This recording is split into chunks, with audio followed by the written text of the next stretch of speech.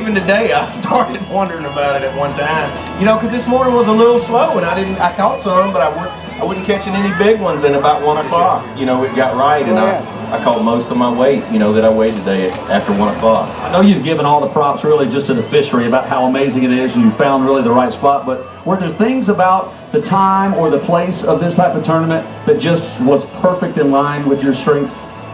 You know, it was one of the deals that I did different from all the other guys. Like, every fish that I weighed in is come less than 6 foot deep.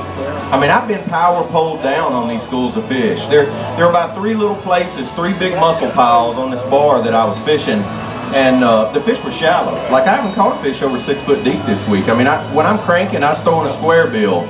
You know, I did find that they bit a 3/4 ounce jig better than a half. I was catching them on a half, but sometimes they would want me to hop that jig. They didn't always want it. Some days they wanted it drug, and some days hopped. And I threw a 3/4 ounce head on the swim bait. But like today, when I caught all my weight, I'm poled down with my power poles. I mean, that's awesome. You don't expect that on the Tennessee River. And I think that's the reason this group of fish hasn't been fished for, because by now everybody thinks, you know, river ledge, and that's where they ought to be. And the other funny thing about it is I found this school of fish like at 45 minutes into practice, and I don't have any idea that it's that good. I know it's good.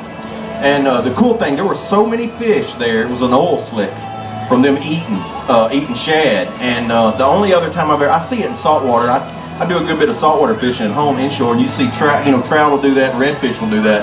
But it's the first time ever I saw it on bass, and there were so many when I threw a Strike King 2.5, and I could feel it running over their backs. There were so many of them. And when the ones that bit, I'd get like 5 bites on one cast, and they were 3-pounders. So I didn't know, I got away from them because I didn't want anybody to see me there, because it was so shallow. I felt like it was a deal that, but it was a spot. I couldn't pattern it.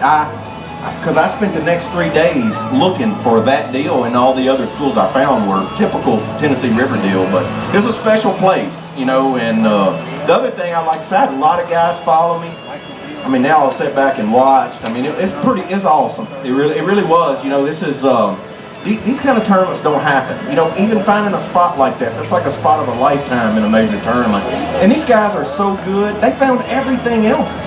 You know, that's one of the reasons it had me looking like that, you know, because they find everything. Like, every good place I would find on a map, there would be somebody there in practice. I mean, I'm watching you right now, Hack. And tell something, when you're running through in practice and you're looking at these shallow spots, what was the key to this area that made you really want to stop and cast on it? Are you seeing the schools of fish down there on your electronics? I actually didn't see any fish, but what I thought was it might still be happening because we had such a late winter this year, and the spring was a lot later, that there might still be some shad spawn on these places. But the deal was, this place had shad on it, but it only had gizzard shad. Didn't have any thread fins. I mean, when they would come up running shad there, the shad weighed 1 pound. You know, I mean, and I think that's one of the reasons, because the bait was so big, there were so many big fish there. I mean, it was, you know, it's a place of a lifetime. Well, we can't wait to see this again August 10th on NBC Sports, to watch every moment of this action out on the water. I know you probably got hands and everything torn up, man. You've gone through. Just speculate, how many hundreds have you caught? You know, I probably haven't caught the numbers like a lot of these guys have, but like the first 2 days, like the first day I quit on this school at 8:30. Like, I was done at 8:30, and I probably caught 35 or 40 keepers. The second day, when I caught the 31-pound bag, I was done by 9:30.